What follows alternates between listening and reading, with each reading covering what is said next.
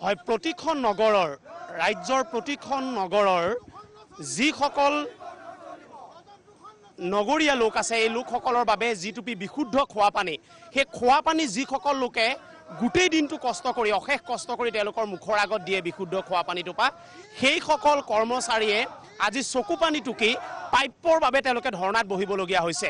মই উপস্থিত আছোঁ যোৰহাটত আৰু যোৰহাট নগৰ পানী যোগান আঁচনি এই যোৰহাট নগৰ পানী যোগান আঁচনি অৰ্থাৎ যিটো আৰবান ৱাটাৰ যিটো প্ৰকল্প এইসকল লোকেই নগৰৰ প্ৰত্যেকখন নগৰৰ নগৰীয়া লোকসকলক বিশুদ্ধ খোৱা পানীটোপা মুখৰ আগত দিয়ে।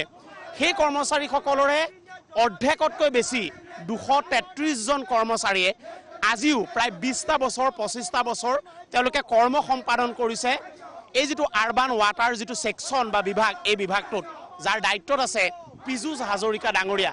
আৰু এয়া দেখিছে এই মুহূৰ্তত ধৰ্ণাত বহিছে যোৰহাটত। এয়া যোৰহাটৰ পৰিৱেশ আমি এই মুহূৰ্তত দেখুৱাইছোঁ যিসকল লোকে প্ৰাপ্য নিজৰ চাকৰিটো নিয়মীয়া PF মৰগীয়া বানজ বিচাৰি আজি এই মুহূৰ্তত ধৰ্ণাত বহিছে।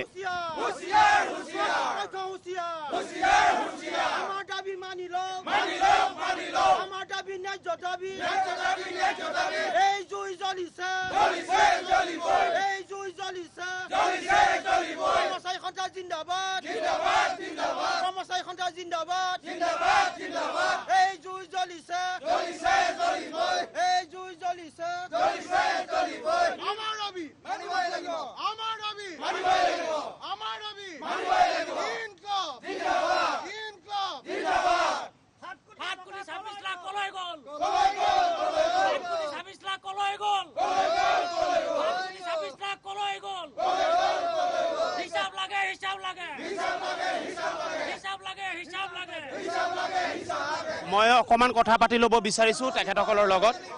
আপোনালোকে যে কৈ আছে 7 কোটি 26 লাখ হিচাপ লাগে আচলতে এইটো কি ন্যায় বিচাৰিছে আপোনালোকে? আচলতে আমাক এই দৰমহা সংক্ৰান্ততে আমি কেইবাবাৰো আমাৰ মন্ত্ৰী মহোদয়ৰ লগত যোগাযোগ বিচাৰিছিলোঁ কিন্তু তেখেতসকলৰ লগত আমাক এবাৰেই যোগাযোগ এটা স্থাপন কৰিছিলোঁ আৰু তেখেতৰ লগত কথা পাতি পেলাই তেখেতক আমি অৱগত কৰিছিলোঁ আমাৰ সমস্যাৰ আজিৰ কথা আৰু তেখেতে সকলো বুজি পেলাই তেখেতে কৈছিলে যে মই এবাৰেই এৰি দিম আপোনালোকক এই 7 কোটি 26 লাখ টকাটো। দিলে নাই? সেইটো ইতিমধ্যে আমাক দিছে। কোন চনৰ কোন তাৰিখে?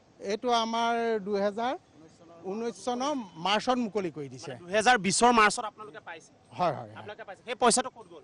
সেই পইচাটো এতিয়া কি সদায় আমাক কৈ আছিলে ইয়ালৈ আমি বাৰম্বাৰ আমাৰ চেয়াৰমেন যিটো বিভাগত আছে চেয়াৰমেন আমাৰ ডক্টৰ নোমল মমিন ডাঙৰীয়া বোকাজান সমষ্টিৰ বিধায়ক তেখেতে গোটেই বস্তুটো দৰমহা দিম বুলি পেলাই ইয়ালৈ যোৰহাটলৈ 2 মাৰ্চতে আহিছিলে 2019ত। তেতিয়াৰ পৰা যিমান কিবাৰ আহিছে তেখেতক আৱৰ্ত ভৱনতো লগ কৰা হৈছে সকলোতে লগ কৰি পেলাই আমি আলাপ আলোচনা কৰা হৈছে কিন্তু তেখেতে সকলোবাৰতে সকলো ৰাইজক কৈছিলে আনকি সংবাদ মেল পাতি পেলাইও এইটো কথা উল্লেখ কৰিছিল যে এই টকাটো অহাৰ লগে লগে আমি সকলো কৰ্মচাৰীসকলক আমি মুকলি কৰি দিম দৰমহাৰ নামত।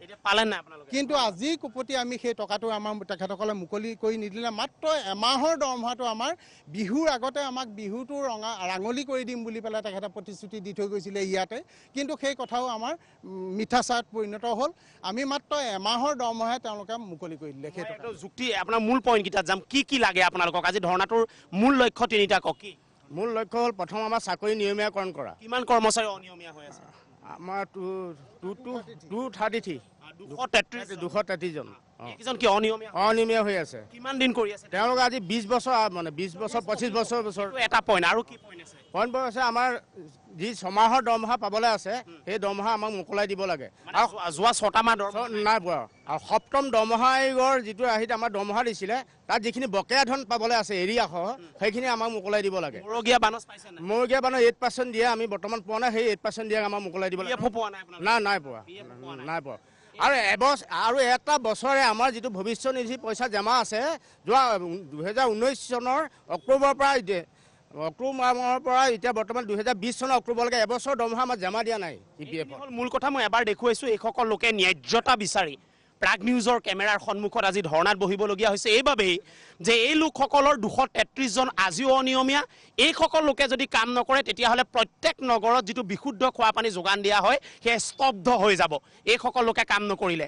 দ্বিতীয়তে তেওঁলোকৰ বাবে 7 কোটি 26 লাখ টকা সেই সময়তে আবণ্টন কৰি দিয়া হ'ল দুজন মানুহ, এজন নোমল মমিন আৰু এজন হৈছে পীযুষ হাজৰিকা, এই দুয়োজন ৰজাঘৰীয়া মানুহে আজিও খবৰ লোৱা নাই এইসকল লোকৰ যে 7 কোটি 26 লাখ টকা এওঁলোকৰ পইচা ক'ত গ'ল, ক'ত খৰচ কৰিল, কোনে ল'লে, কোনে খালে, এই কথাটো এতিয়ালৈকে অহা নাই।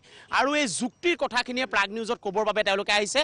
আপোনালোকৰ যদি এই কথা মানি নলয় কি দাবী, কি মানি নল'লে কি কৰিব? ইয়াৰ পিছতো তেখেতসকলে বাৰম্বাৰ কৈ অহাৰ পিছতো যদি আমাৰ দাবী ন্যায্য দাবী বুলি তেওঁলোকে মানি নলয় বা আমাক কোনো প্ৰকাৰে তেওঁলোকে সেইখিনি ক্ষেত্ৰত সহায় সহযোগ আগনবঢ়ায়, ইয়াৰ পাছত আমি আৰু জংগী আন্দোলনৰ কাৰ্যসূচী ল'বলৈ বাধ্য হ'ম। নগৰত আপোনালোকে পানী যোগান বন্ধ কৰি দিব নেকি? অনিচ্ছাকৃতভাৱে হ'লেও সকলো ৰাইজক আপোনালোকৰ চেনেলৰ যোগেদি আমি অনুৰোধ জনাম যে আমাৰ লগত সহযোগ কৰক। আমি কিয় কৰিবলগীয়া হৈছে? আজি এই মানে ভাতমুঠি খাবৰ কাৰণে কিমান টানা, অত মহামাৰীৰ সময়তো COVID-19 সময়ত আমাৰ যিসকল এইখিনি মানুহে গোটেই পানী সুচাৰুৰূপে পৰিচালনা কৰি পেলাই সকলো যোৰহাটবাসী নগৰৰ মানুহখিনিক যোৰহাট নহয় আপোনালোকে অসমত দিছিলে। আৰু সেই তাৰ ফলত সেই মানুহখিনি আজিৰ প্ৰতি যি অভাৱ অভিযোগ হৈছে, ল'ৰা ছোৱালী আমাৰ খাবলৈ নাপায়, মানে বহুত সমস্যাৰ সৃষ্টি হৈছে, চিকিৎসাৰ অভাৱ হৈছে, তাৰোপৰি আমাৰ বহুত মানে জটিল ৰোগত আক্ৰান্ত হৈ আমাৰ সতীৰ্থ আমাৰ মাজৰ পৰা আঁতৰি গৈছে। তাতকে দুখ লগা বিষয়ে মই আপোনাৰ চলাইছে এটা চমু বক্তব্য, যদি মানি নলয় কি কৰিব, এই কথাটো পোনকে লাগে। আচলতে মূল কথাটো হ'ল কি, আন্দোলন কৰাৰ কাৰো মতলব নাই, কিন্তু আমি আজি কোভিড মহামাৰীৰ দিনত কোভিড চেণ্টাৰত গৈ পানী দিব লগা হৈছে। আজি কোভিডলৈ আমি ভয় নকৰি কাম কৰি আছোঁ, গোটেই সমগ্ৰ অসমত আমি পানী দি আছোঁ, বিশুদ্ধ পানী। তাৰ পিছত যদি আমাৰ ভাত নাই, আমি চাকৰি কেনেকৈ কৰিম সেই কথাটো প্ৰথমতে কৰ্তৃপক্ষই জানিব লাগিব।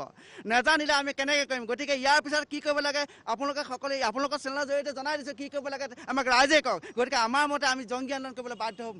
এয়া হ'ল পৰিৱেশ। মই শেষৰবাৰৰ বাবে এই দৃশ্যটো দেখুৱাই সামৰিব বিচাৰিছোঁ। এনেকৈ যোৰহাটত আজি এইসকলে ধৰ্ণাত বহিছে আৰু এইসকল নামান্তৰ মাথো এনেকুৱা প্ৰায় 233 জন কৰ্মচাৰীয়ে যুদ্ধ দি থাকিবলগীয়া হৈছে, নিজৰ বানচ, নিজৰ দৰমহা, নিজৰ চাকৰি, কিন্তু এইসকলে বেলেগক সহায় কৰি আছে। যিসকলে কাম নকৰিলে নগৰত সমগ্ৰ পানী যোগান ব্যৱস্থা বন্ধ হৈ যাব। অতি গুৰুত্বপূৰ্ণ বাতৰিৰ কাৰণে প্ৰাগ নিউজে বিস্তৃতভাৱে এই বাতৰিটো আপোনালোকক দেখুৱালোঁ। আৰু এই ধৰণে যোৰহাটত নগৰৰ পানী যোগান দিয়া অৰ্থাৎ আৰবান ৱাটাৰ ছাপ্লায়াৰ যিসকল লোক মূল, সেইসকল লোক এনেকৈ আজি ধৰ্ণাত বহিবলগীয়া হৈছে। হয়।